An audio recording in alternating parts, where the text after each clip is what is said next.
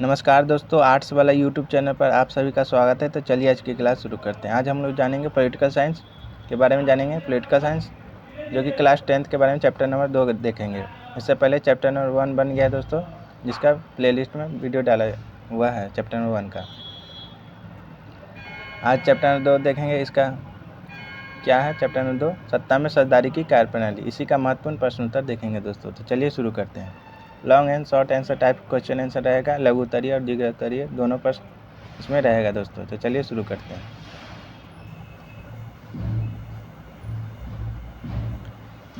सत्ता में सरदारी की कार्यप्रणाली, इसी का महत्वपूर्ण प्रश्न उत्तर। पहला है लघु उत्तरीय में क्वेश्चन नंबर 1, सत्ता की सरदारी से आप क्या समझते हैं? सत्ता की सरदारी से आप क्या समझते हैं? आंसर है, सत्ता की सरदारी एक ऐसी व्यवस्था है जिसमें समाज के प्रत्येक समूह और समुदाय की भागीदारी होती है तथा सत्ता की सरदारी ही लोकतंत्र का मूल मंत्र है। लोकतांत्रिक सरकार में राष्ट्र के प्रत्येक व्यक्ति के रूप होते हैं जो भागीदारी के द्वारा संभव हो सकते हैं।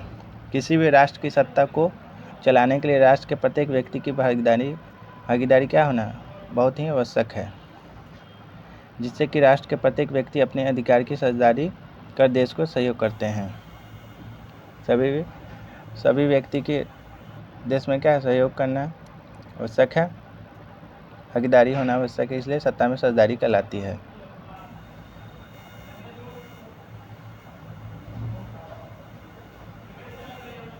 दूसरा क्वेश्चन है दोस्तों, सत्ता की सरदारी लोकतंत्र में क्या महत्व रखती है? सत्ता की सरदारी लोकतंत्र में क्या महत्व रखती है? आंसर है, लोकतंत्र ऐसी शासन व्यवस्था है जो लोगों के लिए तथा लोगों द्वारा संचालित होती है।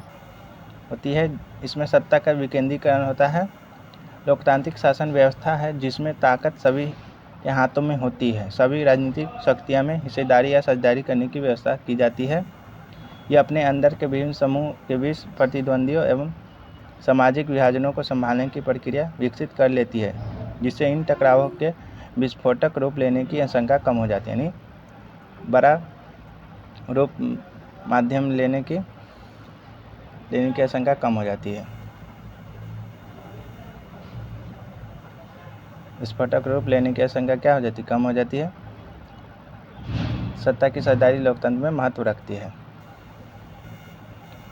दीर्घ उत्तरीय प्रश्न उत्तर देखते हैं दोस्तों। पहला है क्वेश्चन है, राजनीतिक दल किस तरह से सत्ता में सरदारी करते हैं? राजनीतिक दल किस तरह से सत्ता में सरदारी करते हैं? पॉलिटिकल पार्टी सत्ता में सरदारी किस तरह से करते हैं? राजनीतिक दल सत्ता में सरदारी सबसे जीवंत स्वरूप है। राजनीतिक दल सत्ता के बंटवारे के वाहक से मोल तोल करने वाले सशक्त माध्यम होते हैं। राजनीतिक दल लोगों के ऐसे संगठित समूह हैं जो चुनाव लड़ने और राजनीतिक सत्ता हासिल करने के उद्देश्य से काम करते हैं।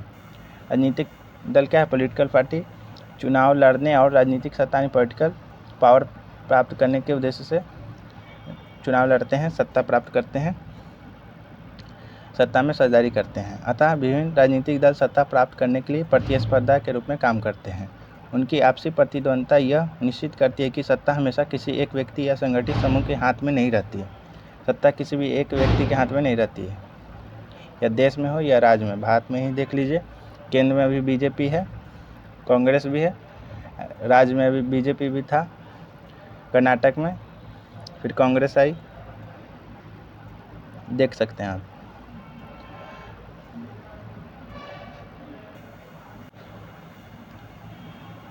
किसी भी एक हाथ में राजनीतिक पार्टी नहीं रहते हैं।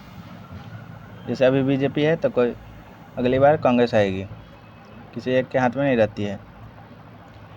अगर हम राजनीतिक दलों के इतिहास पर गौर करें तो पता चलता है कि सत्ता बारी बारी से अलग अलग विचारधाराओं समूह वाले राजनीतिक दलों के हाथ में आती जाती रहती है।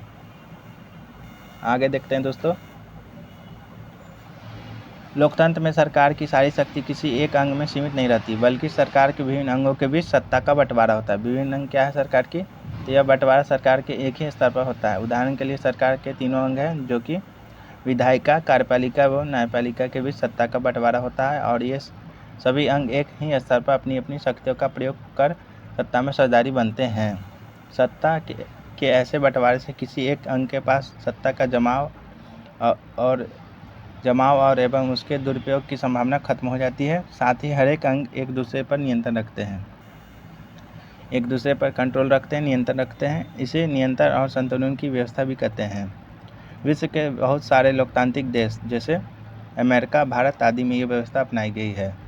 लोकतांत्रिक व्यवस्था अपनाई गई है भारत और अमेरिका में। उदाहरण के लिए आप देख सकते हैं। नेक्स्ट देखते हैं दोस्तों अगला क्वेश्चन। अगर वीडियो अच्छी लग रही है दोस्तों तो एक लाइक कर दीजिए। अब मेरे चैनल पर आप पहली बार आए हैं तो चैनल को सब्सक्राइब कर लीजिए, आर्ट्स वाला को, और सब्सक्राइब करके बेल आइकन के घंटी को दबाकर ऑल पर क्लिक कर लीजिए। प्रत्येक चैप्टर वाइज ऐसे ही वीडियो आते रहेगा दोस्तों। ऑब्जेक्टिव क्वेश्चन का भी वीडियो आएगा, तब बने रहिए। देखते हैं नेक्स्ट क्वेश्चन।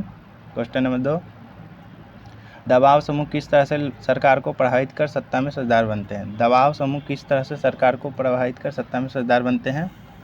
तो उत्तर है, आंसर है, लोकतंत्र में व्यापारी, उद्योगपति, किसान, शिक्षक, औद्योगिक मजदूर जैसे संगठित हित समूह सरकार की विभिन्न समितियों में प्रतिनिधि बनकर सत्ता में भागीदारी करते हैं या अपने हितों के लिए सरकार पर अप्रत्यक्ष रूप से दबाव डाल के उनके फैसलों का प्रभावित कर सत्ता में अप्रत्यक्ष रूप से हिस्सेदारी बनते हैं।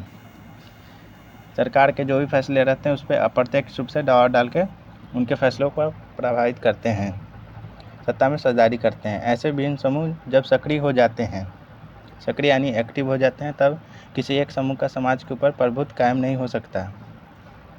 यदि कोई एक समूह सरकार के ऊपर अपने हित के लिए नीति बनाने के लिए दबाव डालता है तो दूसरा समूह उसके प्रतिकार के रूप में दबाव डालता है। जब एक समूह नीति बनाने के लिए दबाव डालेगा तो दूसरा समूह उसके प्रतिकार यानी उसका उल्टा दबाव डालता है कि नीतियाँ इस तरह से बनाई जाए। सरकार को भी ऐसे में पता चलता है कि समाज के विभिन्न वर्ग क्या चाहते हैं और उन्हें सत्ता में कैसे और कितनी मात्रा में हिस्सेदारी बनाई जाए। राजनीतिक दल सत्ता में साझेदारी का सबसे जीवन स्वरूप है।